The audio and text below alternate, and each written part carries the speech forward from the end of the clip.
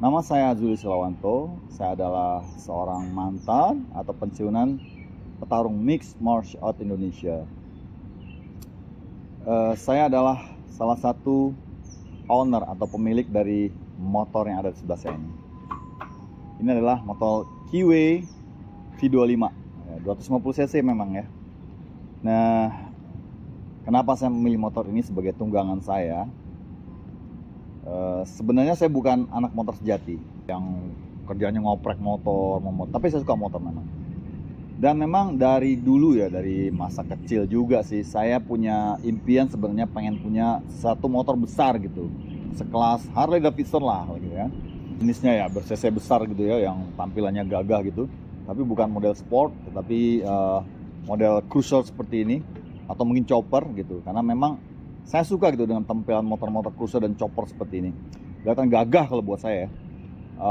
Dulu saya pernah punya motor tua, motor Honda lah, yang saya coba modifikasi ala-ala chopper ya, biasa zaman-zaman dulu begitu ya. Karena saking senangnya dan hobinya saya dengan model chopper seperti itu. Untuk punya motor besar sekelas Harley Davidson saya pikir juga sulit buat saya. Dengan ekonomi yang seperti ini mungkin sampai saat ini belum bisa kesampaian lah. Tapi akhirnya saya bisa memiliki motor ini yang ya boleh dibilang hampir Harley Davidson lah, mirip-mirip. Nggak apa-apa, mirip, yang penting asli gitu ya, bukan modifan gitu. Nah, awalnya saya pengen beli motor apa gitu ya, Matic. Tadinya saya pilih Matic. Saya saya coba review beberapa motor Matic. Kemudian saya coba lihat-lihat gitu ya, motor-motor iseng tadinya, lihat-lihat YouTube motor-motor, tipe-tipe motor kayak gini nih ada nggak harga-harga terjangkau. Nah, muncullah motor ini ya. Ada beberapa varian motor sebenarnya yang saya coba review. Tapi akhirnya saya jatuh cinta dengan motor ini, Kiwi V25 ini. Jadi saya jatuh cinta dengan motor ini karena buat saya kelihatan sangat gagah gitu ya. Tetapi tentunya bukan hanya sekedar gagah, saya coba cari tahu gitu ya, bagaimana sebenarnya motor ini sebenarnya kondisinya seperti apa sih. Nah, satu hari kita sempat mendatangi salah satu dealernya dan ya berkesempatan mencoba untuk test ride. Dan saya merasa nyaman dan cocok gitu ya, cocok. Nah, ini hadiah dari istri saya juga, terima kasih Mami. Oke. Jadi akhirnya saya memutuskan untuk memilih ini dan istri setuju gitu.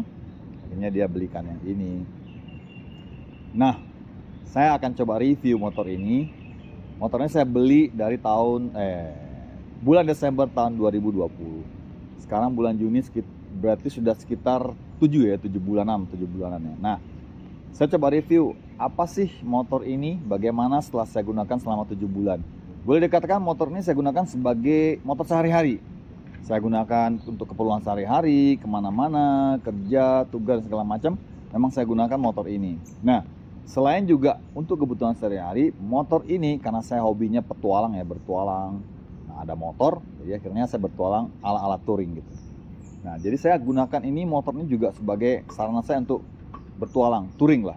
Nah, hebatnya motor ini sudah saya pakai touring ke beberapa tempat, dan tempat-tempat itu yang saya datangi itu bukan tempat-tempat yang berjalan mulus, berpermukaan rata. Saya rata-rata touring itu sukanya ke tempat-tempat yang lebih ekstrim. Nah, saya datangi beberapa tempat yang memang jalannya itu ekstrim ya, menanjak, berbatu, berlobang, dan motor ini sangat recommended lah buat saya. Memang motor ini nggak didesain untuk ngebut-ngebutan, nggak ya, tetapi sangat nyaman untuk touring jarak jauh, jarak dekat, ke jalanan rata ataupun ke jalanan-jalanan off-road atau semi off-road gitu. Saya sudah mencoba. Saya sudah melakukan perjalanan ke Danau Kuori di Tangerang sana, itu sangat jauh sekali ya. Dan jalannya tuh menanjak, berbatu, rusak gitu. Bahkan lokasinya pun itu bukan jalanan yang bagus. Saya sampai ke sana. Kemudian saya pernah sampai ke Paranggombong. Paranggombong tuh salah satu ujungnya Waduk Jatiluhur di Purwakarta, itu juga cukup jauh. Saya perjalanan sana berapa jam ya? Hampir 5 jaman lebih gitu ya. Dan itu juga jalannya off-road lah, rusak lah gitu ya. Tetapi motor ini sangat nyaman untuk di handling gitu. Meskipun bannya depan belakang tuh rada-rada besar gitu, tapi sangat nyaman gitu di handling di jalan-jalan jelek itu, handlingnya enak. Lagi pula dia kan nggak terlalu tinggi ya, jadi kaki saya bisa ngebalance gitu ya. Nah dan terakhir, 1 bulan sebelum ini saya touring ke salah satu lokasi di Bogor, di Gunung Salak situ, di ketinggian berapa ribu meter ya, saya kurang hafal. Namanya Cikaniki. Nah Cikaniki itu sebuah tempat, bekas tempat penelitian, resort penelitian gitu, penelitian tumbuh-tumbuhan di gunung di puncak sana ya. Nah dan saya gagal itu sekitar 30 menit menjelang lokasi, saya gagal. Bukan karena motor nggak kuat nanjak gitu ya, tetapi karena memang jalannya itu kondisinya bukan jalan aspal yang rusak atau bukan jalan beton yang rusak, tapi memang jalan yang batu-batu semua gitu, batu-batu kali. Nah kebetulan pas hujan, jadi ketika saya naik, bannya karena saking besarnya itu slip dan saya tidak bisa naik ke atas. Kemudian akhirnya jatuh dan melorot ke bawah. Ada beberapa bagian yang rusak tapi nggak parah. Ini kayak knalpot, ini kan di cover ya, naik covernya lecet-lecet sedikit. Kemudian footstep sebelah kanan ini juga patah kan, jadi karena bahan cor, jadi akhirnya dilas babet ya. Ini las special, bukan las biasa, tapi sekarang udah baik lagi, udah bagus lagi. Nah tetap baret-baretnya masih ada, nggak apa-apa, itu bagian dari kegagahan bahwa motor ini adalah motor petualang gitu. Itu cuman saya gagal, tapi bukan gagal karena motornya nggak kuat, tapi karena memang kondisi jalan licin dan ban motor saya besar. Jadi salah satu teman saya juga, yang teman touring, kita kan berdua ya, itu juga dia punya motor bebek ya, tapi bannya juga gede, dan dia mencoba naik juga gagal juga gitu, slip juga dan mundur ke bawah juga gitu. Sampai akhirnya saya harus ngecamp di bawah itu, di lembah itu.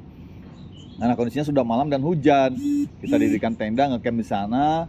Kemudian tengah malam akhirnya kembali ke Bogor, ngecamp semalam di Bogor, dan kembali lagi ke tempat semula, di tempat kita gagal itu, untuk melihat seperti apa sih situasinya sebenarnya gitu ya.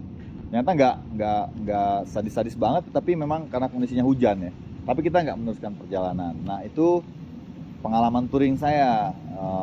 Jadi selama motor ini saya gunakan untuk keperluan sehari-hari dan touring, ini sangat nyaman digunakan gitu, nyaman sekali gitu ya. Selain kita juga merasa gagah gitu ya, kalau makanya itu kayak wah keren banget lah gitu.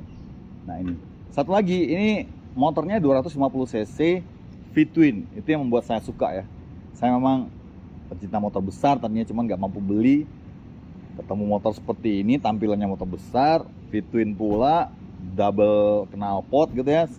Suaranya juga gahar lah, mesin kan nggak terlalu gahar tapi gahar lah, laki banget suaranya ya, makanya saya suka. Satu lagi nih, motor sangat irit ya, untuk bahan bakar irit, sangat irit.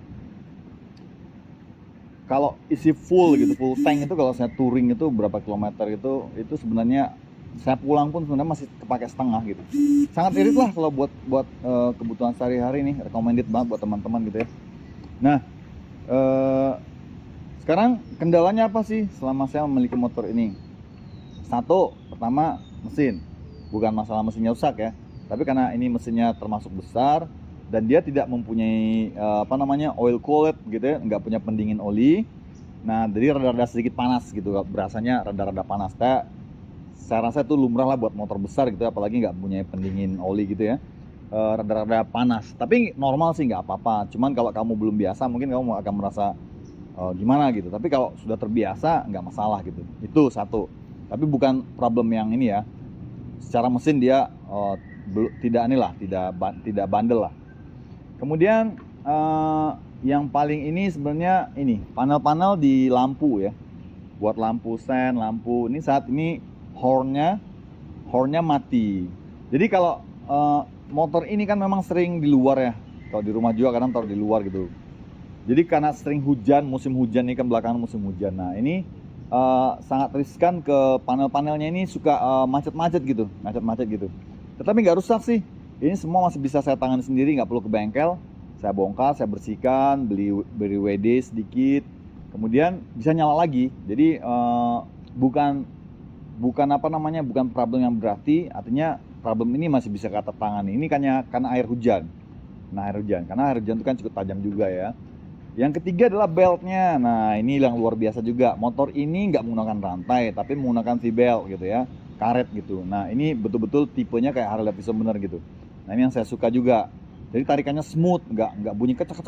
Nah tetapi kalau sering terkena air hujan, nah air hujan itu kan sifatnya asam ya gitu ya, itu akan membuat karet si belt itu akan menjadi kesannya kering gitu, sehingga ketika dia bergesekan dengan puli depan ya, bagian depannya itu bukan gear belakang tapi gear depan, kita sebut puli mungkin ya, bukan gear ya.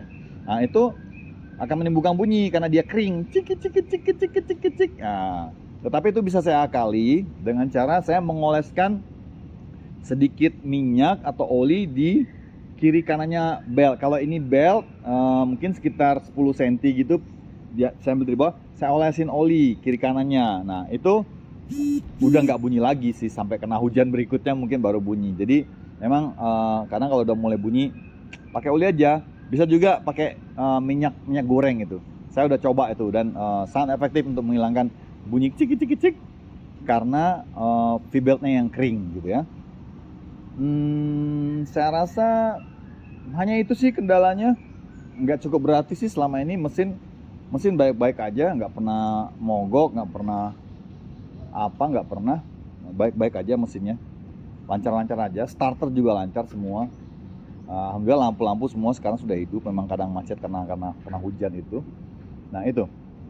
Kemudian perubahan apa sih yang sudah saya lakukan? Nggak banyak perubahan sebenarnya ya. Sebenarnya saya pengen juga nih ada beberapa perubahan yang pengen saya lakukan, cuman dananya juga belum ada. Tapi saya coba berikan perubahan-perubahan kecil yang saya bisa aja. Nah yang pertama apa? Sen. Nah Anda lihat sennya di sini kan? Nah aslinya sennya ada di sini ya, menyatu dengan stang ini ya. Jadi ini saya pindah ke bawah. Tadinya di sini kan ada kayak kaca Scotlight ya, warna orange gitu ya, buat pemantul cahaya gitu ya.